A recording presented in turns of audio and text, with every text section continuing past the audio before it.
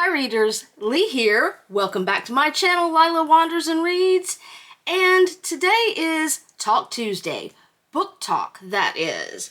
This video is a response to Floss over at the Great Jelly Libraries. I don't know why I always have a problem like flowing that together. Anywho, it's me. A post that she did last week, I think, about buying multiple copies of the same book. And I've had that same problem. Now, I'm going off the cuff on this, so forgive me if I ramble a little, but I want to talk today about buying multiple copies of the same book and how I've addressed that through the years. So please, grab a big glass of wine and come with me on my journey. I have always had a lot of books, and I wish that I was more tech savvy and forward thinking at least 20 years ago than I was at the time, because even back in the late 1990s, I had over 3,000 books.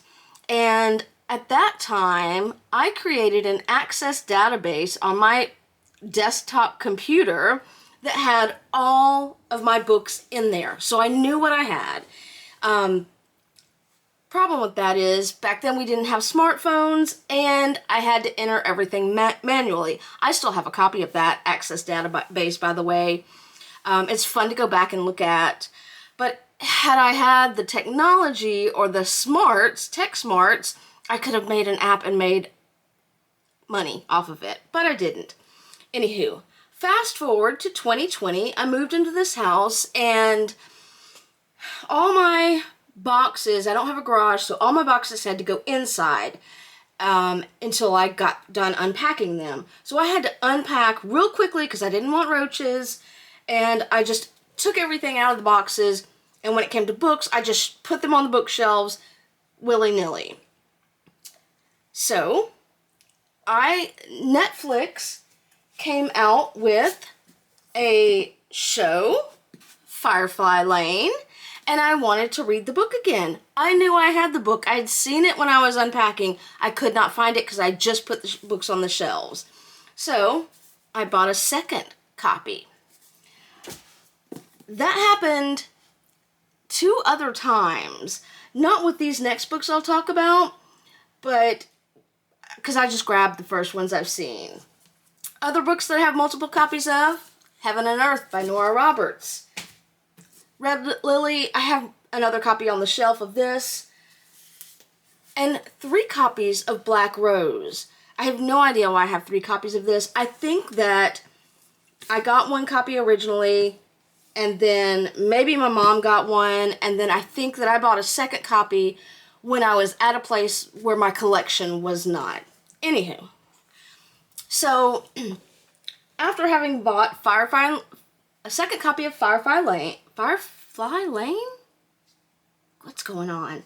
And second copies of 2 other books, I don't remember which ones, I was like, okay, something's got to give.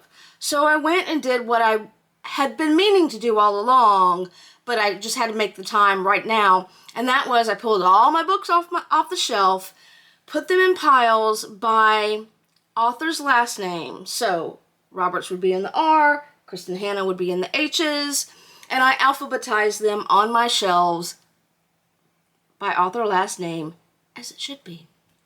But that didn't work, friends. When you have as many books as I do, it is really tough to keep track in your memory of what you have. I'm pretty good in some areas, but others I'm just not. Like, I can visualize where a book is on the shelf because I know Kristen Hanna is going to be in the H's, and I know where the H's are. But I always can't remember what I do have, and sometimes I'll go into the bookstore and I'll be like, oh, that book looks pretty. And it's because I already have it at home. Anywho, right now I have 3,967 books cataloged. That does not count cookbooks. And when you have as many books as that, it's not conducive to an Access database where you have to manually enter the information or an Excel sheet. If I had $500 books or less, then yeah, I'd probably like take a picture of the titles or put something on my phone. But Floss, I gotta tell you, these days, if you have a lot of books and need to keep up with them, you're gonna need something on your phone. Excel, Access, unless you're gonna print out some paper and put it in your purse, and it would not work for 3,000 books, because I definitely don't have any ink in my printer. Anywho, so again, I kept rebuying books, and I was like, again, something's got to give. So I don't remember how I stumbled across it, but I came across a book cataloging app. I'll talk about the one that I got last. It was the first one that I found, and it works for me. It's got some quirks, but I think they all have quirks. It costs money annually, but for my purposes, it is worth it 100%, because, yeah. Anywho, so I looked online. There are several book cataloging apps out there. Most of them, you can take your phone, and this is the best part, and you can scan the ISBN code into the app, and then we'll automatically fill in the author, sometimes a picture of the book's title, sometimes it'll do plot, genre. It really depends on what information is out there on the book and how old the book is, how new it is. Here's an example. Here's an example that you can't really read, but this is Out of Africa and Shadows on the Grass. It's got the type of book, paperback, how many pages. It has a cost. This one was $5.95. That was from a long time ago. It's got plot. It's got subjects.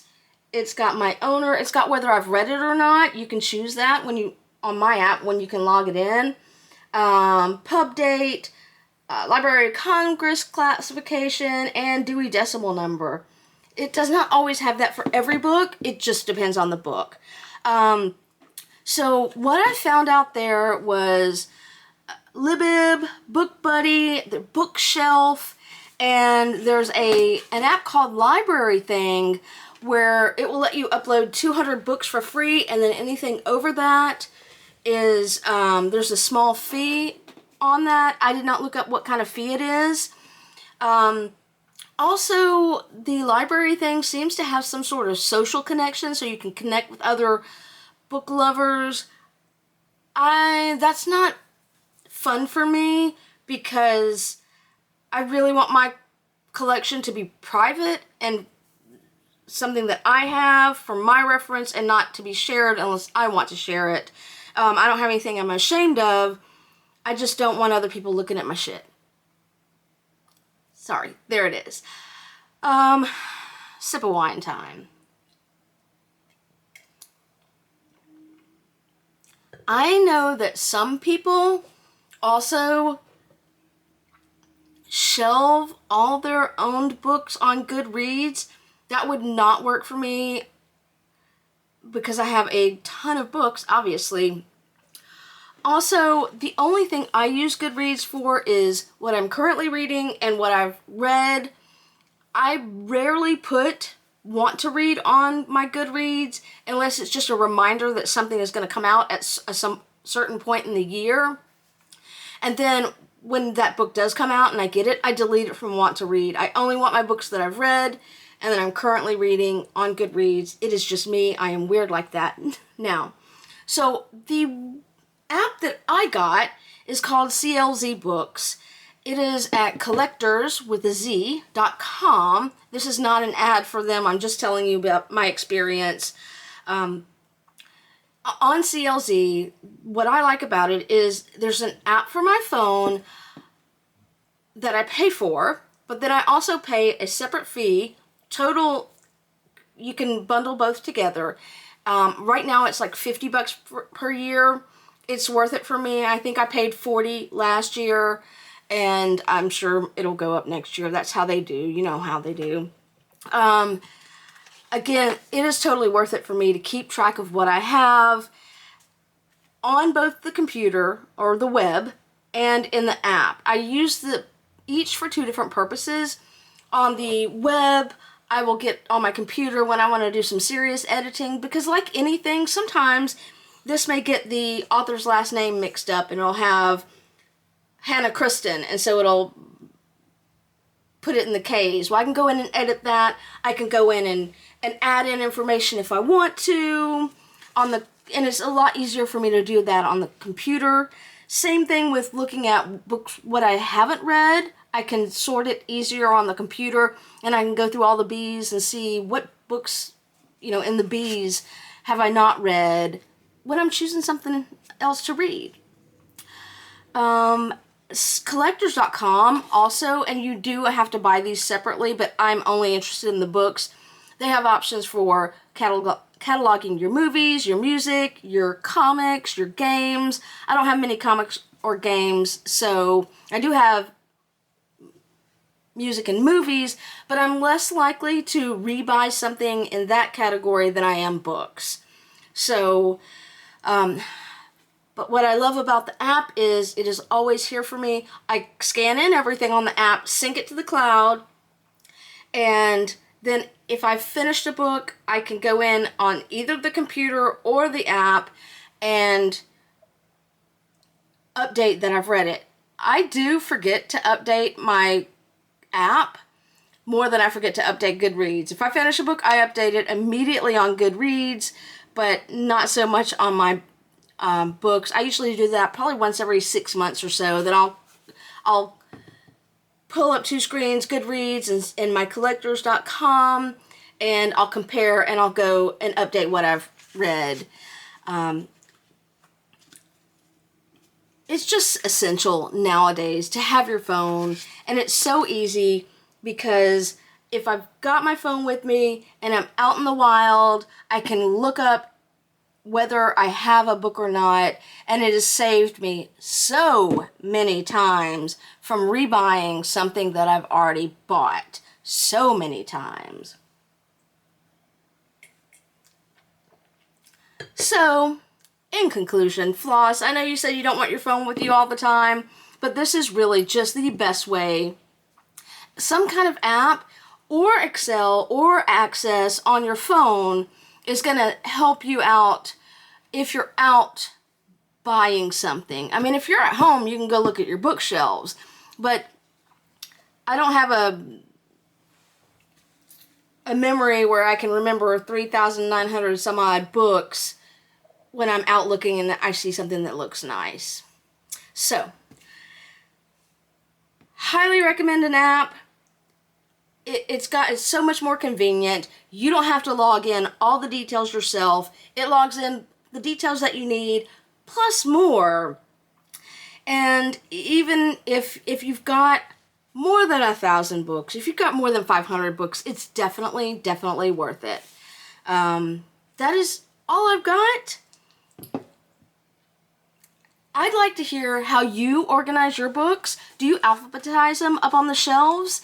Do you have a system other than an app on how to remember what you own?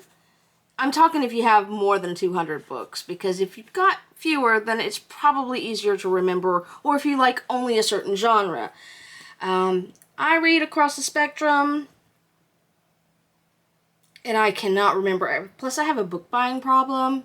So, that is it for this Book Talk Tuesday. I will probably not do this every Tuesday unless you guys give me some ideas. This has been a kind of rambling post, but every once in a while that's fine. That's it for me. Happy reading!